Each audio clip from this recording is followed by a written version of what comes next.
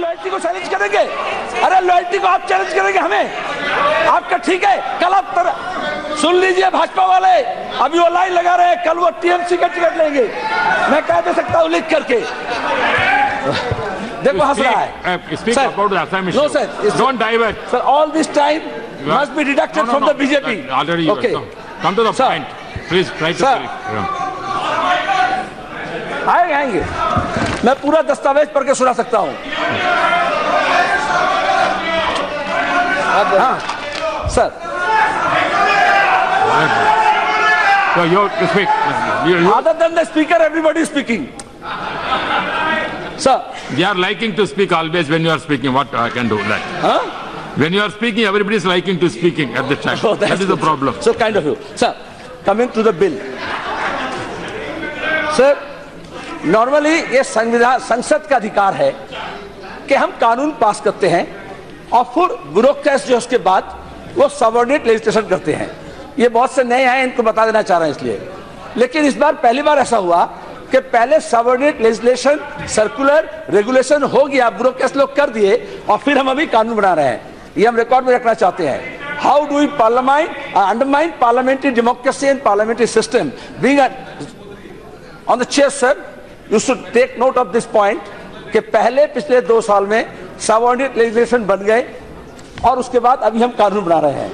आप जो भी पार्टी के हो, लेकिन संसद का अपना एक गरिमा है, हमें एक अधिकार मिला है, हमको उस अधिकार से वंचित किया जा रहा है, इसको ध्यान में रखना चाहिए। अभी तो फेट अकम्पली की तरफ बिल आ रहा है।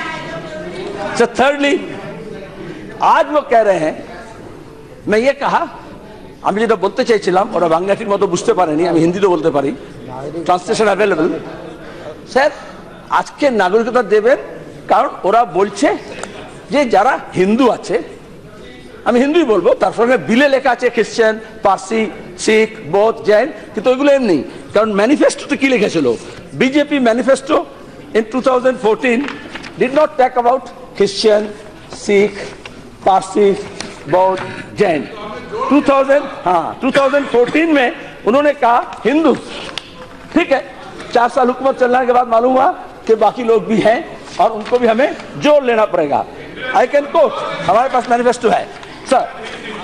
लेकिन जब आप बांग्लादेशी घुसपैठी बोल करके और इस देश में जब operation Pushpak, operation flash out, ये सब किया गया जो विफल हुआ कि इनको हम पुश बैक करेंगे और स्टिग्मेटाइज किए, that's a wrong thing, you should not have done it, be humanitarian. और इसमें जैसे मेहताब जी भी कहे कि refugee, migrant, illegal migrant, infiltrators, ये सब अलग अलग कैटेगरी है।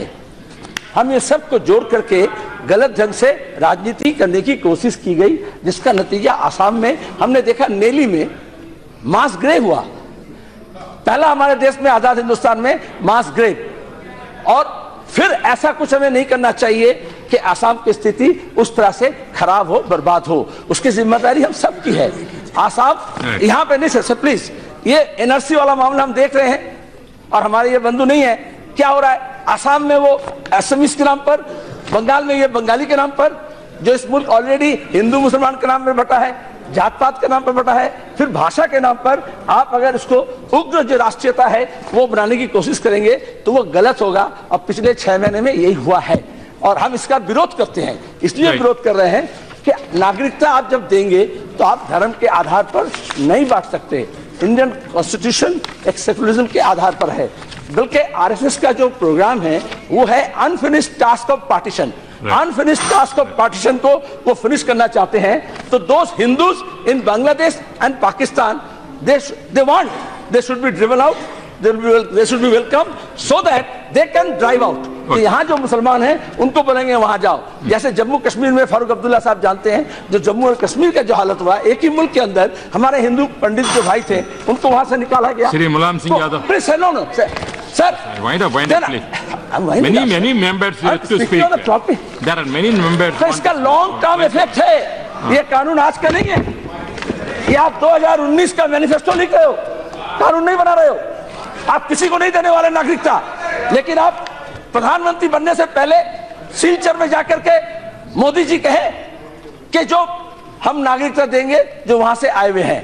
और ग्वालपाड़ा में जाकर के दूसरे दिन कहते हैं कि जो लोग उधर से आया है बढ़िया बिस्तर बांध ले, उनको हम भेज देंगे वापस। तो चुनाव के राजनीति में आप भाषा के नाम पर लोगों को अलग अलग तरीके का वार्ता दे सकते हैं, लेकिन जब देश चलाना पड़ता है तो आप इस तरह के नहीं। मैं इस कानून का अपोज, इस बिल का अपोज इसलिए करता हूं sir, you can't determine citizenship in a secular state on the basis of religion.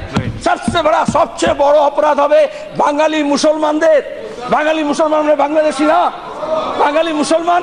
आप लैंग्वेज और रिलीजन दोनों तरफ से जो डबल माइनॉरिटी है उसको आप टारगेट करना चाह रहे हैं, वो आसान